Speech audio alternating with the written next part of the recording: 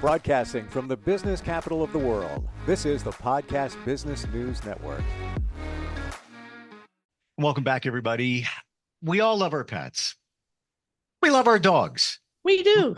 I'm going to say something here that might alarm many of us, but the food that you're feeding your dog could be making your dog sick or compromising their health or shortening their life. Yeah. That's what we're going to talk about today. And Yes. she's done the research on it.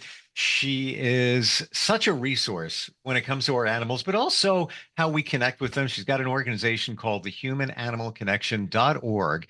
We've talked with her before about the people-pet connection and all of that. Today, we are going to talk about the food that we feed our animals. And she is back with us. I can't wait to talk about this book. This came up for me yesterday. She is Genie Joseph, PhD, joining us back again here on the program. How have you been? I've been good. I've missed you. Missed you too. I know that you've been fast and furiously working on this book. And it's so funny that we get together today because I was at a festival yesterday. Just one of those craft fairs, just walking around, with my roasted corn and just, taking it all in. And there was a couple of booths that people have set up where it's about better food for your dog. And maybe they're making the food, maybe, but it struck me just yesterday. I'm worried about what I'm feeding my dog, Tanner. You should be. You should be. I was afraid you were going to say that. I know. Before we get into anything here, tell us about your book. What's the title of your book? Okay, so it is called Wholesome Canine Cuisine, and it's all about getting started making homemade dog food. And the best news is that if you're not somebody that's ready to go 100% homemade, you can go 50% homemade. You can do 25% homemade. You can do 10%. You can make up a burger that you're going to have, and your dog can have one too. So there's a lot of ways that we're talking about giving dogs now human grade food. That is the whole point. If you can go organic, go organic. If you can't go organic, at least go with human grade food. If you wouldn't eat it, why would you feed it to your dog? That's basically the question. You know what I mean? And so we're going to get into some really horrible, ugly stuff about what goes on with processed food, because once you hear this, it's really going to you're like, oh my God. I've heard bits and pieces from others doing podcasts, friends, even the adoption agency where I got my cats from. Is it true that in the United States of America, there really aren't any hard, fast guidelines about the food we feed our pets? There really isn't. I mean, it's like we do not have the equivalent of an FDA for the animal. So what we have is actually an organization of industry professionals who get together and they make decisions about what they consider safe or what they're interested in is what's on the label. They don't want false labels. So, they, in some ways they do good, but in other ways, the public is misinformed because we're under the assumption if it says AFCO that it means it's been through rigorous testing, and it hasn't. Okay. So the thing about it is that the dog food tests, do you know what it takes to get a food pass through? It takes 6 dogs, okay? 6 dogs have to live through the test without dying and without losing more than a 25% of their weight. They don't care if the dogs get fat, okay? They just care that the dogs don't go below weight that would be healthy. That's the only standard, okay? And it's often, people who work for the company, it's their dogs and so on and so forth. Just has to be 6 dogs, 6 months. So that's nothing that could be considered a scientific test. And so what we have, it's almost like the fox guarding the hen house, because these are the industry professionals, manufacturers that are on these committees. And, they do some good things. I don't want to say they're all bad, but for the most part, they will come right out and say, we are not testing for safety. That is not what we do. They have labeling requirements. So for example, if you want to list beef on the front package, you have to have at least 23% beef. But what's the other 78% that's in that bag, and the ingredients are so mystifying. If you've ever tried to, read through that long list, you need a microscope to even read the print, but it's so confusing and there's so many chemicals. And one of the reasons, I just want to tell you that the worst thing, if you only can do one thing, you want to begin to get your dog off of kibble, or your cat. It's even worse for cats. Cats, they put in all these dog food. Let me tell you about kibble. Okay, so kibble, Uh, I, I am getting angry by the second, and it has good. nothing You to do should. with you. Okay. I'm just, what the blank country do we live in where they're not protecting our pets? I know this is It's, family members. These are family members that are not being protected. Now, let me tell you about the kibble. The kibble has how do you mystery define meat. what is kibble? Okay, so kibble's that dry food that comes like in that, sort of lightweight package, a big package of dry food that sits on your shelf for a Oh, long time. you mean what I feed my cats and my dog? Yes. Yeah, that. Yes. Okay.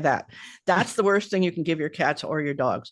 The reason being is that it's filled with mystery ingredients that are not food grade, not human grade. In many cases, these are roadkill has been added into kibble. Euthanized animals have been added into kibble. And the way we know that is that phenobarbital, which is a chemical that's used for euthanasia, has been detected in kibble. So there's all kinds of mystery ingredients, and it's basically a pathogenic form. It's not healthy. It is filled with disease. So in order to get rid of the disease, they have to heat kibble up to 700 degrees to kill the pathogens.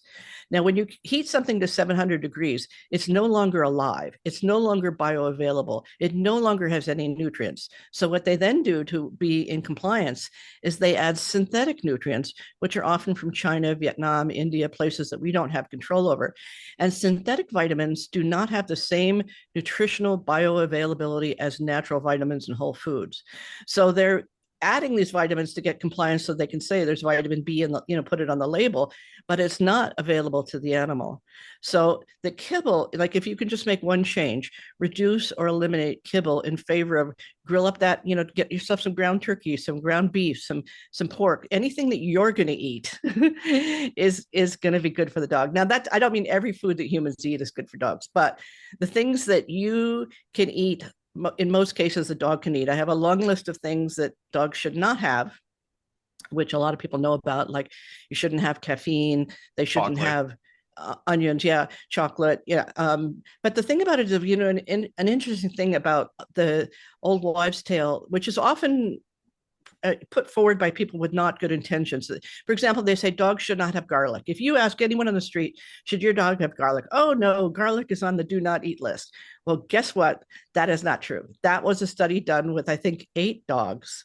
And it was done, they gave them enough garlic, 75 cloves of garlic in a meal.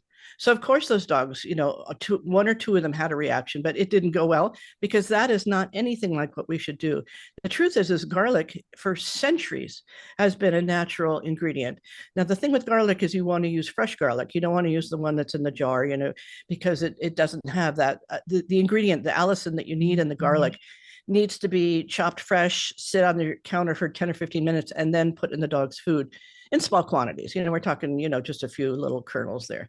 So there's a lot of misinformation out there. And that's why my book really teaches people what vitamins do you need if you're doing home cooked meal, what things you need to add. I do believe that we need to add some supplements, and I go through the list of supplements I think we need to add.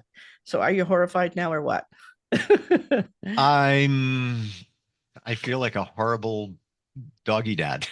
Well, we Like, all are. We've all been through this. And this is, what happened to me was my sweet little Sophia, my little 24-pound therapy dog. She got cancer twice and she was on veterinary diets, the prescription veterinary diets and all this stuff. And I said, oh my God, there's got to be a better way.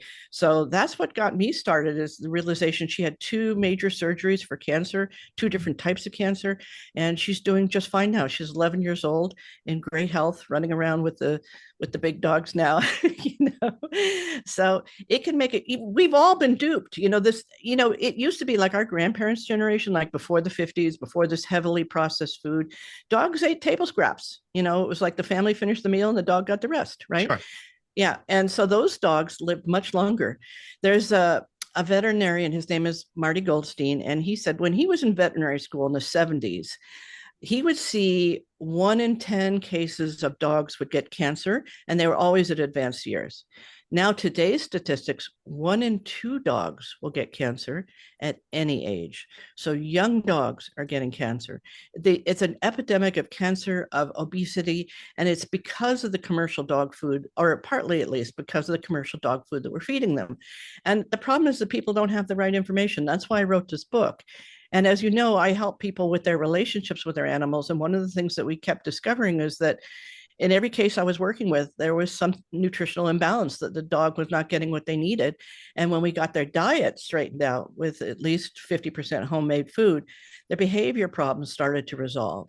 Do you know what I mean? So, it's the same thing. If we have a diet of all junk food, remember that supersized me that he ate McDonald's for 30 days, nothing else, got very, very sick. So what we're giving dogs when we're getting, the commercial dog food, it's like having processed food like McDonald's every day. And especially with the cats, it's in the industry, the secret, it's called cat crack. They add cat crack to the kibble, which is why your cat eats your kibble, because they've added these palliatives, what they're called palliatives, which basically means things that smell very delicious to the animal, but are just chemicals, and they're just addictive. And that's why, people think, oh, my cat loves the food. She's really, they're really going for the food. Well, it's because they've added these additives, and we have like the obesity in cats is something like, I forget the exact number, but it's very high. And with dogs, something like 50% dogs are obese. And that's not good for health. That's not good for human health. It's not good for animal health. It's almost the equivalent of our French fry. So Exactly the you can't eat equivalent. one. And it's my understanding that there's like 17 ingredients in French fries in the United States. If you go to the UK, there's three. Yeah. There's three. The potato, So, the oil, though, something right, else. right. Salt. And so, Yeah. right. They're Yeah. adding all of that because you can't just eat one. Like Right. the chip commercial. You can't just eat one when it comes, or is it Pringles? Um, Mhm, mhm. Something is in there. Yep. What about the wet food? Now we've beat up on kibble Yep. and Yeah. Yeah. justifiably so. Wet food. Yeah. Yeah. Wet food is just a little bit better than kibble. So it is better than kibble. So if you want to start at least reducing the amount of dry to wet, that's better. But again, the wet food, there's only one company. Well, there's two companies and I do recommend, I recognize we're all busy and we don't have time to cook every day. I'll cook for the week and freeze stuff, but with the wet food, there's only two brands I recommend. And one of them is called Cornucopia. And this was started in the 50s, a veterinarian who was actually the first person who was to talk about this, the need for dogs to be on human grade food. So the company's called Cornucopia. It's expensive. I'm not going to lie. It's expensive, but it's great food. You can eat it. So I opened it, before I gave it to my dog, I opened it. I tasted it. I made sure that I could swallow it before I gave it to my dog. And another one, Fromm's makes a nice lamb in a can. So there are some companies, but all the rest, no. All the rest, no. All the rest, no. I mean, in my book, I give the resources of the ones that I recommend. But Hmm. so, for example, what do you eat for breakfast, Steve? Um, it varies, but I'll tell you, I have turkey meatballs, Okay. a little tiny bit of marinara sauce on there, and I'll have a carb, so half an English muffin. And so Yeah. it's basically a treat with a tiny Uh-huh. bit of butter on top and some Yeah. tea. That's Okay. All right, so you take that turkey meatball and leave out the marinara, and that's you and your dog can have breakfast together. sure. So, for example, I'm a Oh, big he's waiting. Oh, he comes in. He follows me.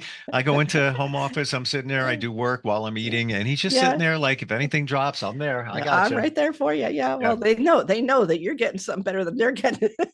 Right. Hmm. So, like for example, I'm a scrambled egg person. Okay, so I'll make scrambled eggs and I'll throw in a few extra things for the dog. So it could be any protein that I have on hand. It could be a little bit of that turkey burger. It could be any protein that I have. I'll throw in a little bit of spinach, a little bit of yams, whatever I have. Whatever I'm making for myself, I'm going to throw that in. I get some of the eggs, and they get some of the eggs. So I'm going to add that to their meal. So this is, generally speaking, the things that we can eat are usually pretty good for them, with my list of exceptions, of course. But this is something that people say, oh, I don't have time to cook for my family and for my dog. Well, okay, make one meal that you all can have, or at least Hmm. add that to some of the better brands. Now, the better brands are going to be expensive. So if we're making some of this homemade food and they're getting some of it, that's just great. So But I, they make, at the very least, Jeannie, we're having chicken. or Yeah, having chicken, chicken. or I'm making a salad, and sometimes I'll buy the pre-cut, pre-cooked, ready to go chicken. Just I'm not Yep. going to name the Yep. brand, Right. and it's Right. probably okay for humans. Probably not the Yeah. best choice, but again, we're Right. busy, don't have Yeah. time. I gotta believe it's a bazillion times better to give your dog that than the stuff that we're buying. And Exactly right. So whatever you're having, that chicken, some of that pork, some of that turkey, you probably don't eat duck too often. You probably don't eat rabbit too often, or venison, or which is deer. So but at least some of the things that you're having on the protein side are going to be very good for dogs. So we want to start with looking at the protein as being the center of the meal. And a lot of these companies, the percentages are very deceptive because it's done by weight, not by amount.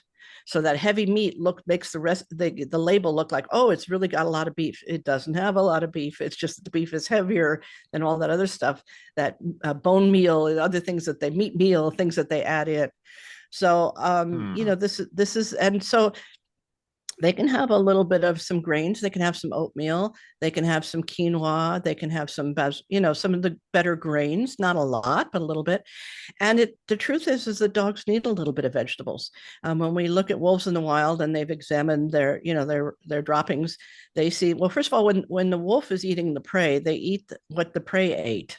So they're getting they're getting grains and they're getting vegetables. They're getting some good things from the prey so our animals are not out there eating their own food. So we need to put those into their diet. So I'll make oatmeal treats with a little bit of pumpkin or a little bit of applesauce or a little bit of cinnamon. Cinnamon's very good for their balance their blood sugar, just like we need our blood sugar balance, because if they've been on processed food for years, they've got some nutritional imbalances.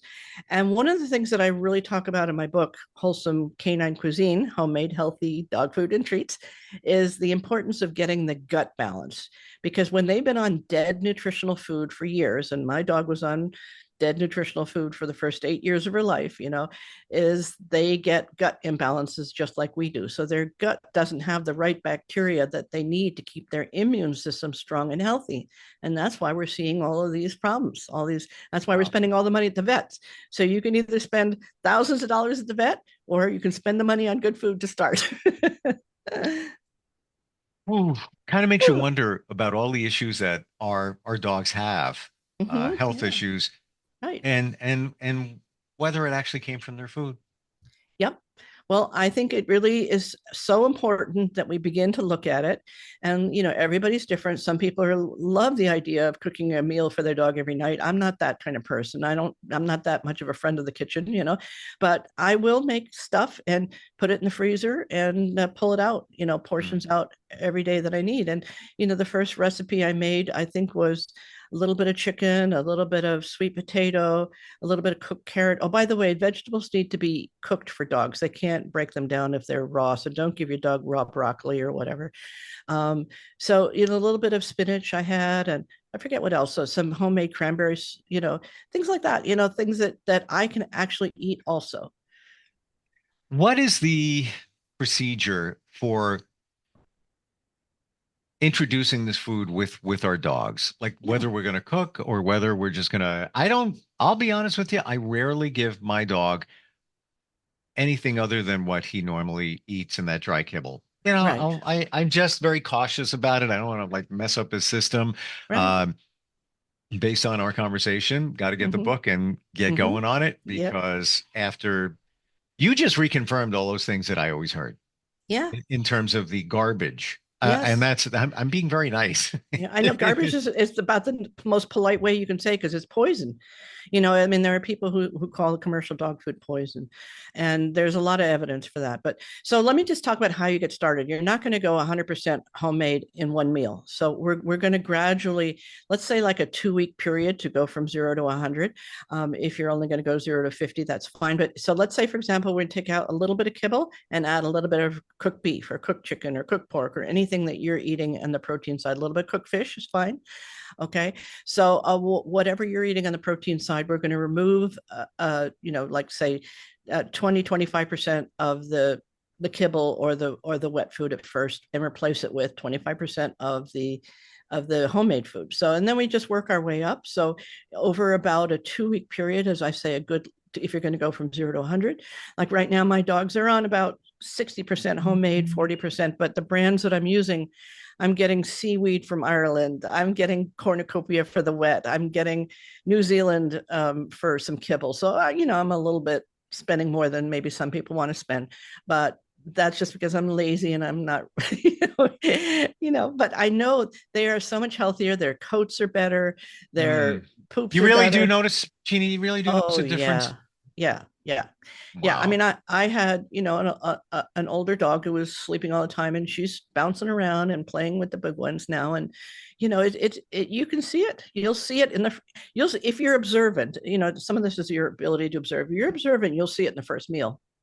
Because of the way that they will go, they always want to eat and they always want food because they've got all that stinky palliatives in the food. So but you'll see something different about this food when they're eating it. You'll see the way they go for it, and you'll see a happiness and kind of like a joie de vivre, a joy of life. They'll feel more vital when they're having whole foods, same way you do. I mean, if you went like you took like a junk food weekend and all you ate was processed food all weekend, Monday morning, you wouldn't be feeling so good. You know what I mean? You're preaching to the choir. I'm honestly, I'm going to say it. Yes, I did all weekend. I did. I did. Yes, yes, I did. I even had pizza. I haven't, I kind of like sworn that off for a while. Mm-hmm. And I had that, and yes, I'm feeling Yeah. and it's so true that it's so true. Our bodies react to what we eat, but we sometimes don't connect the dots. We don't connect the dots. Final question before we run out of time. Yeah. Supplements. Yeah, I give a list of supplements. I give all the vitamins and minerals that dogs need, and I give a list of recommended supplements in my book. So yes, we are going to be supplementing, and I don't use the same supplements every day. And there's a company called Dogs Naturally or 4-Leaf Rover. They make powders, and I just sprinkle it on. So that's my supplement right into their food, and a little bit of beef broth, and we're good to go. So yes, they need supplements, and I have a long list. So you can also see that at my web. Yeah. And that's all of it. Everything we're talking about here is essentially in the book. Yep, it's all in the book. Wow. It's called Wholesome Canine Cuisine, Homemade Healthy Dog Food and Treats by Genie Joseph, yours truly. And where do we find the book? It's on Amazon. It's everywhere. It's an audio version, ebook, or print. So any way that you like to ingest your information, and these wonderful podcasts with Steve. Well, thank you. I'm here with you, getting the word out, because this is, we love our animals. Oh my gosh. We love our animals. Well, we love our animals. You just reaffirmed everything I thought, but I was afraid to think it, and I was afraid to face the facts that I know. It's hurtful. We're hard on ourselves now because we're feeding our pets this stuff. We think that it's okay, maybe not the best, but it's far from okay. It's not okay. It's really not okay. And what's okay is to do this at your own rate. If you could just add 10% of that fresh food, that healthy food in with your dog's meal, 20%, whatever is comfortable for you. I'm eating better because my dogs are eating better because I'm getting better ingredients. It's like, oh, this is good. I'll eat this too. Their dessert, I made the most delicious dessert for them the other day. It was so good. I had it. Wow. And you know what? Like when you make something, it just feels good to share it with others. And why not share it with your pets? Oh my gosh. Yeah. Genie, thank you so much for today. All the insight, all the information. Congratulations on the book. Thank you for writing the book. Yes. Adorable. It's like it's just so important. And I'm looking forward next time we get together. Thanks again. Okay. We'll see you soon. Yep. And bon appetit to our dogs. Yeah. Let's up the game here. All right, we're coming right back. Are you looking for even more of the podcasts and hosts that you love? The Podcast Business News Network is proud to announce that you now have even more ways to listen live. Check out the MyTuner Radio, online radio box, and Simple Radio apps on iOS and Android, or find us online. Search for Business News Network on mytuner-radio.com, or search Podcast Business News Network on streama.com and onlineradiobox.com/US. Take your podcasts on the go and don't miss a minute of the action.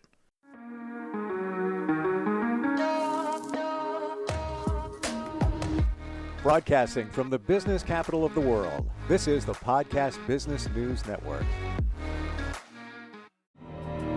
For nearly 2,000 severely injured veterans, everyday life has become filled with barriers. Day-to-day simple tasks can become pretty daunting. I have to carry my chair up 2 flights of steps or have somebody do it for me. What scares me the most is just the falling. When I'm struggling with my house, I think, to have that one great barrier just knocked down, I mean, it's crucial. Home for Our Troops is a wonderful nonprofit that builds a Mortgage-free, fully adaptive, handicap-accessible house. And there's no catch. It'll be our very first home that we've ever owned. This is a game changer. This is where your life begins again. We need you to join us in completing this important mission. Please visit hfotusa.org and help build homes and rebuild lives. Because of you, everything's going to be okay.